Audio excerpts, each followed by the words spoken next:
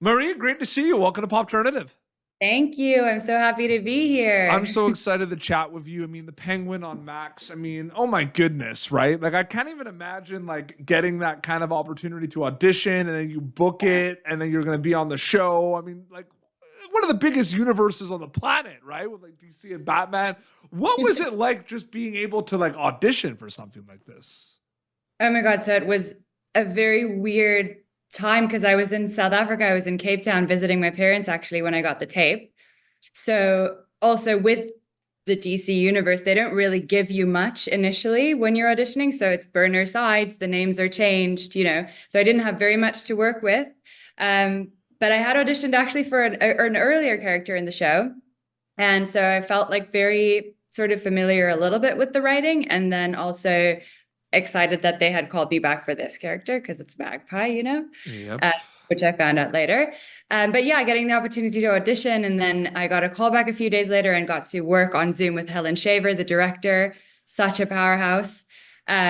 And then, yeah, the next day after that, I found out I'd gotten it and I had to get back on a plane to New York for hair and makeup tests and costumes. So it was a whirlwind. And then as, the process kept being revealed, I realized how big this was and like how cool this was. It's interesting too, because I'm wondering if you thought about like, did you feel like you were in a unique situation with the Penguin on Max because of the fact that like you like it was unfamiliar territory and familiar territory at the same time? Because it's like we knew this character before, we saw him a little bit, but like it's gonna be like a new storyline, new characters we've never seen before. So like you know what's going on, but at the same time you don't know what's going on. Like, do you ever think about that at all? Yeah, I did. And they released like a promo, I think around beginning of April last year on the making of it and what they've been up to so far. So I watched that and I was like, oh wow, okay, so this is like gonna get dark and this Yeah. is gonna get gritty. And like, all of us fell in love with Colin's Penguin watching the Batman. And it was just so exciting that we got to see a little bit more of him and Yeah. are getting to see more of Yeah, so him. you know what I'm saying, right? Like we've seen a Yeah, little bit of it, so we know what's going on, but we haven't seen yeah, this show before. So yeah, it's like, what is yeah. gonna happen, right? Yeah, exactly. And so far, I don't know if you found like I feel what I didn't expect from the trailers and from that little sneak peek is the humor It's and the funny. I just yeah. love. I'm gonna be honest with you too. Just shout out. Like I love how it looks. Oh yeah, me Like too. I just love. I just feel so like dived in and immersed, right? Like this just looks so cinematic. You know what I mean? Like Incredible. And I was reading an article the other day where Craig Zobel was talking about creating obviously with the Batman, it's the Batman's perspective and it's all like very broody with all of the music and our paths like in his like, dark depressed side, and then with the Penguin we're seeing it from his perspective. So I also found like a lot of the camera angles are tilted more up so you feel more down in the streets and you feel more like in the underbelly of Gotham. Yeah, so I just think I love it. I think it's so great. it's interesting because so much happens before you go to camera on the Penguin, right? You're figuring everything out. You're figuring out this character Magpie. You're figuring out what it's going to look like. There's all these conversations. So from like an acting storyteller perspective, you could see it as two journeys, right? Before filming the Penguin and after filming the Penguin, or did it feel like one big journey with multiple steps for you? I'm curious about that. Definitely one big journey. It Yep. was like a book with chapters in a way. Yep. I immediately started, I went to a comic book store as soon as I got the part, and also like the ones that I couldn't find with her in them, I ordered on eBay. I have them here, Oh my actually. god, that's the best. This is actually the first one, the very first one she appears in Man of Steel, Volume 3. Um, Not that I'm a comic book nerd now or anything. Yeah, so I immediately was doing research in that vein and then drawing from my favorite villains Yeah. in the past, right? And I was drawing from Bellatrix Lestrange a little bit, and then from Girl Interrupted for some character work, I looked at Penny and Daisy, and I had this big scar on my face, so that really helped. The makeup really frees you when you've done all of this character work. You step into the body of her, and then you go in and you shoot, and then obviously it's a whole journey on set. Yeah. And I incredible Cristin Milioti that I worked opposite, and like just being there and responding to her was incredible. And then the post-production where you go back and you do ADR and you see your scenes for the first time. I saw that they had messed up my teeth a little bit, which I had really wanted. And then obviously the end of the book chapter journey is seeing it, but it's not really an end, is it? Because it lives with you for the rest of your career, and you And then take it's it just on. like the fifth journey of the press where you can actually talk about things. Exactly. Yeah. No, I'm a Exactly. filmmaker myself too, and I'm realizing that like I keep asking that question because depending on the project, the development can be its own thing where like it's just kind of like days and weeks of like developing. And then when you actually go to camera, it can feel like chapter 2 a little bit, right? But like I feel like it also depends on the project and the length and the team and everything. Yeah, no, 100%. I also think like, all of the development and prep is done so that you can just sort of let go and play Yep. on set. Yeah. Which is the best part of being an actor. Like if everything is done thoroughly beforehand in chapter 1, if you will, Yep. you get to be spontaneous and you get to discover new things that you didn't even realize that weren't even in the development. Yeah. No, absolutely. Yeah. How many days were you on the Penguin total? Like, was it like a couple of weeks? Was it shorter, longer?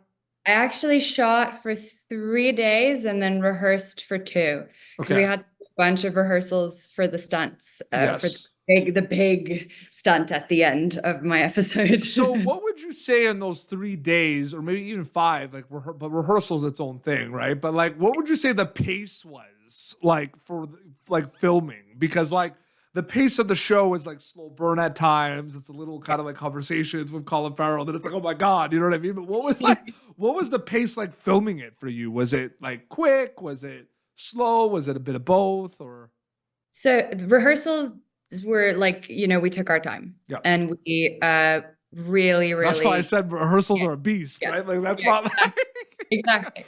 But with a show like this, at this scale, with the incredible professional people who are working on it, it's a well-oiled machine. It like runs like a ship, So even though we're on a tight schedule and even though we have to be working quickly and getting the shots done, everybody there is so able to make you feel like it's going at a slower pace, so that you feel safe inside to explore. And that is such a gift, because you're on a schedule, you're looking at the day, you're looking at all of the shots that you have to do that day. And you're like, oh my God, how are we going to get this done properly? Am I going to have, time to really like try different things and explore? And there was more than enough time, it felt like, to get to the places that we needed to get. 100%. Okay, This is going to be probably the hardest. It's not even, you know what? I keep saying it's not even that hard of a question. It's just like going to be, it's more of a complex question, I guess. Because I gave you some easy ones. So no, I realize I'm totally just like preempting this for nothing. Like it's fine. It's interesting, right? Because like the DC fans are passionate fans, right? The Batman fans and everything. And they're going to eventually see your portrayal of Magpie, right? The villain and everything. And I'm just wondering from your perspective, what are you hoping they'll get out of your portrayal of this character who we've known about in the past? We've seen kind of pop in and out of the universe in other ways. Like, what are you hoping they get from your kind of portrayal interpretation of this character? I feel like I want people to walk away wanting to see more of this character, to see her background. Where did she come from? Where did this iteration, Matt Reeves, Lauren LeFranc's iteration, come from? And that's what I really want. And I want, what Colin is doing, right? He's eliciting empathy and repulsion in us at the same time. And that's what I also want. But like, that's a human thing, right? Like, even if you're grossed out by something or like feeling repulsed by something or hating something, sometimes you see a bit of yourself in that and you want to see a little bit more. I don't know. Yeah, I feel like there's so much to her, and we're seeing her in this version at the tail end of her life. And she has a whole story. She has a whole childhood. She has trauma. Where did she get the scar on her face? What did this version of her look like when she was working as the museum curator, when she became the villain? For sure. I mean, I feel like I thought in my head it was a tough question to ask because it was kind of one of those like, oh, pressure's on, right? Because I feel like with like anything from a comic book, there's always this kind of like tug of war, push and pull, right? Of like, how is it going to look in this version? You know what I mean? Like, there's always going to be that, right? Yeah, I also feel like, in my research, I saw Magpie's not present very much in any of the DC movies and TV shows. Everybody who's played her has done an exceptional job. I feel like I took bits and pieces from everybody's performances and then built them into my own. The voice, like everybody has like a little bit of an annoying high-pitched voice.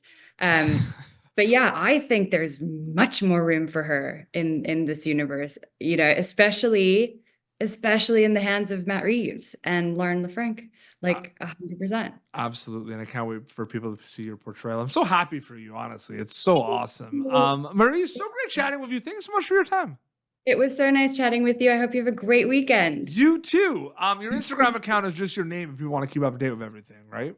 Yes, it's just my name. Is it Marié Botha? Is it Marié Botha, Marié Botha _ Awesome. Well, this has been Popternative, youtube.com/Popternative. Previous episodes. Till next time, this is Marie and PD Beats signing off.